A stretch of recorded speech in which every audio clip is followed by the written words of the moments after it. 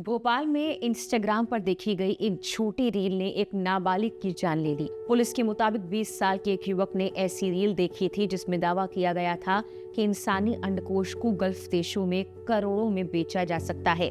इस झूठे दावे पर भरोसा कर उसने कुछ लड़कों को अपने साथ मिलाया और अंडकोश निकालकर बेचने की योजना बनाई।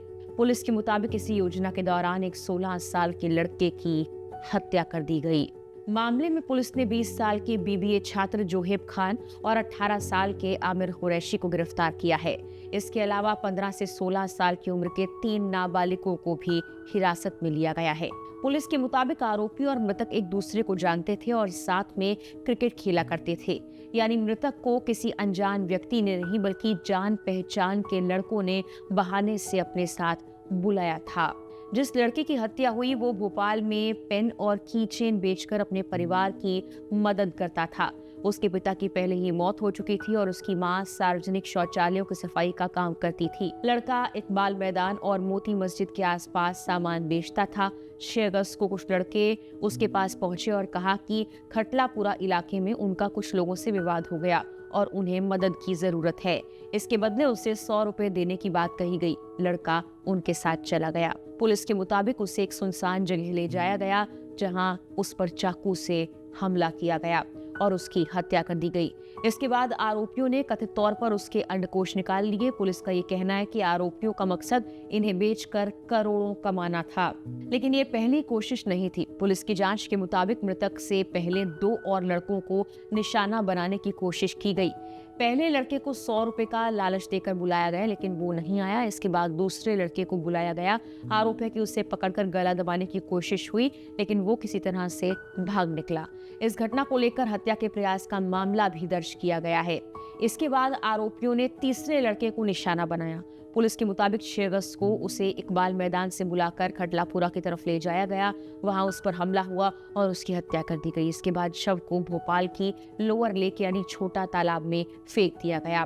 पुलिस की जांच के मुताबिक इस पूरी साजिश के पीछे जोहेब खान की भूमिका सामने आई है। आरोप है कि उसने एक इंस्टाग्राम पर रील देखी थी जिसमें दावा किया गया था कि अंडकोश को विदेशों में करोड़ों में बेचा जा सकता है। जोहेब ने इस बात को सच मान लिया और बाकी लड़कों को भी इसके बारे में बताया। पुलिस का कहना है कि लड़कों को भरोसा दिलाने के लिए जोहेब खुद को डॉक्टर जैसा दिखाने लगा। उसके पास स्टेथोस्कोप था और वो अस्पताल, पोस्टमार्टम और इंसानी शरीर से जुड़ी बातें कर बाकी लड़कों को प्रभावित करने लगा। आरोपियों ने इंटरनेट पर यह भी खोजा कि अंडकोश को कैसे निकाला जाए और इसे बेचने के लिए खरीदार कहाँ मिल सकता है, लेकिन असली दुनिया में उन्हें कोई खरीदार मिला ही नहीं। इसके बावजूद पुलिस के मुताबिक उन्होंने अपना प्लान जारी रखा और आखिरकार मृतक को निशाना बनाया। 6 अगस्त को हत्या के बाद शव को झील में फेंक दिया गया। वहीं आरोपियों ने कथित तौर पर अंडकोश को एक प्लास्टिक की थैली में रखा और उसे कुछ वक्त तक सुरक्षित रखने की कोशिश भी की। पुलिस कहती है कि जोहेब ने अंडकोश को फ्रिज में रखने की कोशिश की और बाद में दूसरे व्यक्ति के फ्रिज में रखने के लिए भी कहा, लेकिन उसने मना कर दिया। इसके बाद उसे बर्फ में रखने की कोशिश की गई। इस दौरान आरोपी कथित तौर पर इंटरनेट पर अंडकोश के खरीदार खोजते रहे, लेकिन उन्हें कोई भी खरीदार नहीं मिला। आखिरकार पुलिस के मुताबिक उन्होंने अंडकोश को भी झील में फेंक दिया। उधर 10 अगस्त को झील के पास रहने वाले लोगों ने पानी में एक शव देखा और पुलिस को सूचना दी। शव की हालत खराब थी। शुरुआत में उसकी पहचान नहीं हो सकी। पुलिस ने आसपास के इलाकों में तस्वीरें साझा की और लोगों से पूछताछ शुरू की। इसी दौरान लड़के के हाथ पर बना एक खास टैटू जांच में अहम सुराग बना। टैटू की मदद से उसकी मां ने शव की पहचान कर ली। इसके बाद पुलिस ने यह पता लगाना शुरू किया कि लड़के को आखिरी बार किन लोगों के साथ देखा गया था। जांच धीरे धीरे उसके परिचित लड़कों तक पहुंची। पुलिस के मुताबिक आरोपियों के एक दोस्त ने उन्हें लेकर महत्वपूर्ण जानकारी दी और इसके बाद पुलिस ने संदिग्धों को पकड़ लिया। 15 अगस्त को और 16 अगस्त को आरोपियों की गिरफ्तारी और हिरासत की कार्रवाई चलती रही। जांच के दौरान पुलिस को एक और चौंकाने वाली बात पता लगी। जिस दूसरे लड़कों को पहले निशाना बनाया गया था, उसकी मां ने पुलिस को बताया कि उसके बेटे पर भी इस समूह ने हमला करने की कोशिश की थी। वो किसी तरह से भाग निकला, यानी मृतक तक पहुंचने से पहले भी इस योजना के तहत लोगों को निशाना बनाने की कोशिश हो चुकी थी।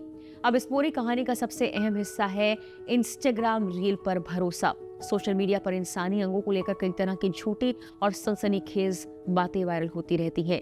अंडकोश को करोड़ों में बेचने का दावा भी ऐसी ही अफवाहों में शामिल है। अलग अलग सोशल मीडिया पोस्ट में इसकी कीमत अलग अलग बताई जा रही है। इस मामले में पुलिस से जुड़ी रिपोर्टों में आरोपियों के हवाले से करीब 1 से 1.5 करोड़ की रकम का जिक्र सामने आया है, लेकिन इस दावे के सच होने का कोई आधार नहीं है।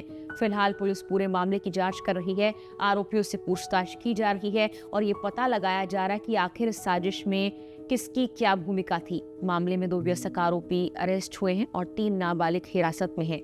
नाबालिगों की पहचान कानून के तहत सार्वजनिक नहीं की गई, वहीं आरोपियों पर लगे आरोप अभी अदालत में साबित नहीं हुए और उन्हें कानूनी प्रक्रिया के तहत अपना बचाव करने का मौका भी दिया जा रहा है। लेकिन भोपाल की ये घटना एक बेहद गंभीर सवाल छोड़ती है। क्या सोशल मीडिया पर दिखाई देने वाली हर रील को सच मान लेना इतना खतरनाक हो सकता है कि उसकी कीमत किसी की जान बन जाए? इस मामले में पुलिस का दावा है कि झूठी ऑनलाइन जानकारी से पहले लालच पैदा किया, फिर एक खतरनाक योजना बनी और आखिरकार एक नाबालिग की हत्या हो गई।